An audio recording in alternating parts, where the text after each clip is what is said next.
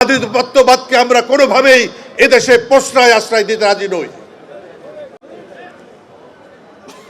সাংবাদিক ভাইদেরকে আমি বলছি, অনুরোধ করছি, আপনারা আপনাদের পিছনের যে সাংবাদিকতা করেছিলেন সেগুলো ভুলে যান।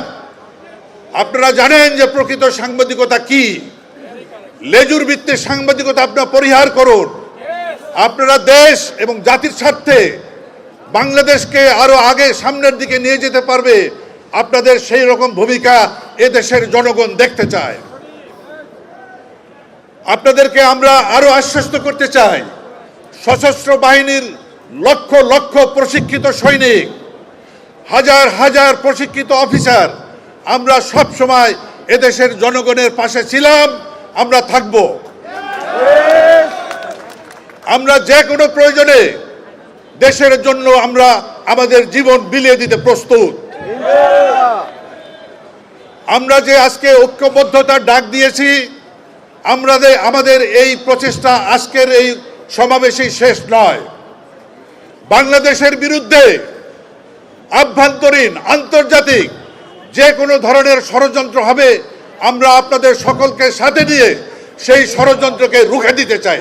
নির্মাণ কাজেও আমি বেছে নেই CSRM TMT 500W, committed for better still। আমরা কোনো ধরনের নতজানু নীতি কোনো অবস্থাতেই আমরা আশ্রয় প্রশ্রয় দিব না। পরিশেষে আপনারা অনেক কষ্ট করে এই আমাদের অনুষ্ঠানকে সাফল্যমণ্ডিত করার জন্য এসেছেন। বিশেষ করে সাংবাদিক ভাইয়েরা, আমাদের অবসরপ্রাপ্ত সৈনিক ভাইয়েরা, ছাত্র জনতা, বিভিন্ন পেশাজীবী সংগঠন, আপনাদের সকলকে মোবারকবাদ ও ধন্যবাদ জানিয়ে আমি শেষ করছি। খোদা হাফেজ, বাংলাদেশ জিন্দাবাদ। আমাদের এই পর্বে বক্তব্য রাখবেন বীর মুক্তিযোদ্ধা লেফটেন্যান্ট কর্নেল মানেশ দেওয়ান। ধন্যবাদ কর্নেল লুৎফুল। আজকের উপস্থিত দেশপ্রেমিক, ভারতীয় আধিপত্যবাদের কবল থেকে মুক্তিকামী সশস্ত্র বাহিনীর সদস্যবৃন্দ এবং বিভিন্ন এলাকা থেকে আগত বিভিন্ন অঙ্গ সংগঠনের নেতৃবৃন্দ, কর্মীবৃন্দ ও জনতা, আপনাদের সবাইকে এই অনুষ্ঠানে আমার সালাম, স্যালুট অ্যান্ড গুড মর্নিং। আমি আজকে আপনাদেরকে নিয়ে যেতে চাই এটা ফ্ল্যাশব্যাক। আমি সময়ের চাকা ঘুরিয়ে আমি একটু পিছে যেতে চাই। আমি যেতে চাই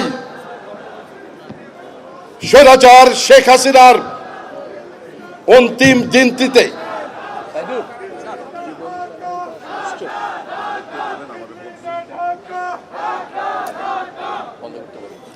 5 অগাস্টে আমরা ফিরে যাব।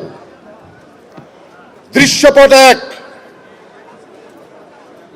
5ই আগস্ট সকাল 10 ঘটিকা, স্থান রাওয়া প্রাঙ্গণ। এখানে অবসরপ্রাপ্ত অফিসারদের একটি অনুষ্ঠান ছিল।